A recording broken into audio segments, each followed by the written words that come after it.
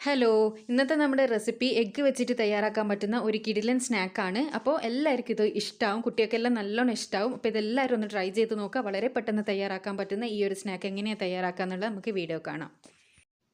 അപ്പോൾ ആദ്യം തന്നെ ഈ ഒരു ബൗളിലേക്ക് ഞാൻ 6 ടേബിൾ സ്പൂണോളം കടലപ്പൊടിയാണ് ആഡ് ചെയ്ത് കൊടുക്കുന്നത്. 3 മുട്ടയ്ക്ക് 6 ടേബിൾ സ്പൂൺ കടലപ്പൊടി എന്നുള്ള കണക്കിലാണ് ഞാൻ എടുത്തത്. നിങ്ങൾ അതിൽ കൂടുതൽ മുട്ട എടുക്കുന്നുണ്ടെങ്കിൽ കടലപ്പൊടിൻ്റെ അളവും നിങ്ങൾ കൂട്ടിയെടുക്കുക. എന്നാൽ മാത്രമേ നിങ്ങൾക്ക് കംപ്ലീറ്റ് മുട്ട ഫ്രൈ ചെയ്യാനുള്ള മാവ് ഉണ്ടാവും. അപ്പോൾ ഒരു 6 ടേബിൾ സ്പൂണോളം കടലപ്പൊടി ഞാനിപ്പോൾ ഇതിലെടുത്ത് വെച്ചിട്ടുണ്ട്.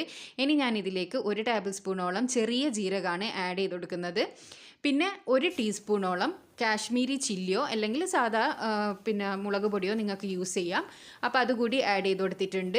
ഇനി ഇതിലേക്ക് ആവശ്യത്തിനുള്ള ഉപ്പും കൂടി ഇട്ട് കൊടുക്കുക. പിന്നെ നിങ്ങൾക്ക് ഇതിലേക്ക് ഇഞ്ചി വെളുത്തുള്ളി പേസ്റ്റ് ഇടണം എന്നുണ്ടെങ്കിൽ ഇടാം. ഞാൻ ഇടാണ്ടിരുന്ന റീസൺ എന്താണെന്ന് വെച്ചാൽ അതിൻ്റെ ഒരു ടേസ്റ്റ് ആയിരിക്കും ഇത് ഫ്രൈ ചെയ്താൽ പിന്നെ മുന്നിട്ട് നിൽക്കുക. അതുകൊണ്ടാണ് ഞാനത് ഒഴിവാക്കിയത്. നിങ്ങൾക്ക് ഇഷ്ടമുണ്ടെന്നുണ്ടെങ്കിൽ നിങ്ങൾക്കതിടാം. ഇനി ഇതിലേക്ക് ആവശ്യത്തിനുള്ള വെള്ളം ഒഴിച്ച് നല്ലൊരു തിക്ക് ബാറ്ററായിട്ട് നമ്മളിത് കലക്കിയെടുക്കണം. തിക്ക് ബാറ്റർ എന്ന് പറഞ്ഞാൽ ഭയങ്കര അങ്ങ് തിക്കായി പോകാനും പാടില്ല, തീരെ ലൂസായി പോകാനും പാടില്ല. കാരണം എന്താണെന്ന് വെച്ചാൽ നമ്മൾ മുട്ടയിലേക്ക് ഈ മാവ് ഇങ്ങനെ കോട്ട് ചെയ്ത് നിൽക്കുന്ന രീതിക്കുള്ള കൺസിസ്റ്റൻസിയാണ് നമുക്ക് വേണ്ടത്. അപ്പോൾ വെള്ളത്തിൻ്റെ എക്സാക്റ്റ് കണക്ക് പറഞ്ഞു തരാൻ പറ്റൂല.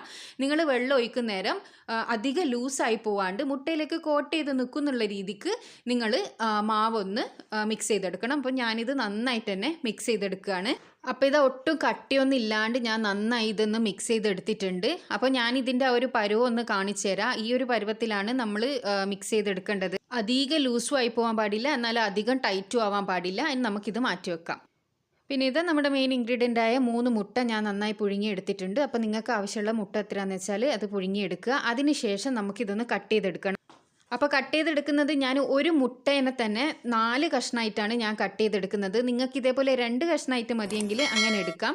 ഞാനിവിടെ ഇതുപോലെ ഒന്നിനെ തന്നെ 4 ആക്കിയിട്ടാണ് കട്ട് ചെയ്തെടുക്കുന്നത്. അപ്പോൾ ഞാൻ മുട്ടയെല്ലാം കട്ട് ചെയ്തെടുത്തിട്ടുണ്ട്. ഇനി നമുക്കിതൊന്ന് ഫ്രൈ ചെയ്തെടുത്ത് കൊണ്ടുവരാം. അപ്പോൾ ഒരു പാനിലേക്ക് ഞാൻ ഫ്രൈ ചെയ്യാൻ ആവശ്യത്തിലുള്ള ഓയിൽ ഒഴിച്ച് ചൂടാക്കിയിട്ടുണ്ട്.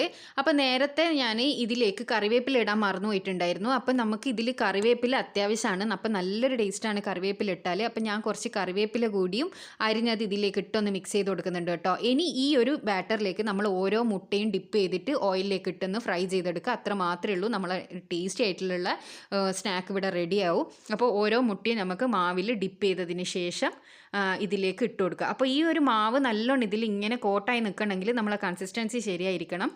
അപ്പോൾ നമ്മൾ എടുത്തു വെച്ചിരിക്കുന്ന മുട്ട കംപ്ലീറ്റ് നമ്മുടെ മാവിലേക്ക് മുക്കി നമുക്ക് ഈ ഓയിലിലേക്കൊന്ന് ഇട്ട് കൊടുക്കാം. അപ്പോൾ ഈ ഒരു സമയത്ത് നമ്മുടെ ഓയിൽ നല്ല ഹൈ ഫ്ലെയിമിൽ തന്നെ വെച്ച് കൊടുക്കുക. അതിനുശേഷം നമ്മൾ അതൊരു മീഡിയം ടു ലോ ഫ്ലെയിമിലാക്കി കൊടുക്കുക. ഇപ്പോൾ ഞാൻ ഇത് കംപ്ലീറ്റ് മുട്ട ഇതിലേക്ക് ഇട്ട് കൊടുത്തിട്ടുണ്ട്. ഇനി നമുക്ക് ഓരോന്നായിട്ട് തിരിച്ചിട്ട് കൊടുക്കാം. കംപ്ലീറ്റ് ഇട്ട് കഴിയുമ്പോഴത്തേക്ക് തന്നെ ആദ്യം ഇട്ടതൊക്കെ ഏകദേശം റെഡി ആയിട്ടുണ്ടാവും.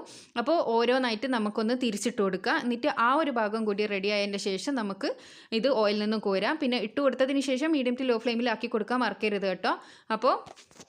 അപ്പോൾ നമുക്ക് ഇതൊന്ന് തിരിച്ചിട്ട് കൊടുക്കാം. നമ്മൾ കംപ്ലീറ്റ് മുട്ട ഇട്ട് കഴിയുമ്പോഴത്തേക്ക് തന്നെ ഒരു ഭാഗം നമുക്ക് റെഡിയായി കിട്ടിയിട്ടുണ്ടാവും. അപ്പോൾ ഇതൊന്ന് തിരിച്ചിട്ട് കൊടുത്തതിന് ശേഷം അപ്പുറത്തെ ഭാഗം കൂടിയും ഒന്ന് ഫ്രൈ ചെയ്തെടുക്കുക. പെട്ടെന്ന് തന്നെ റെഡിയായി കിട്ടും. ഇത് ഒരുപാട് നേരം ഇട്ട് അങ്ങനെ ഡീപ്പ് ഫ്രൈ ചെയ്യേണ്ട ആവശ്യമൊന്നുമില്ല.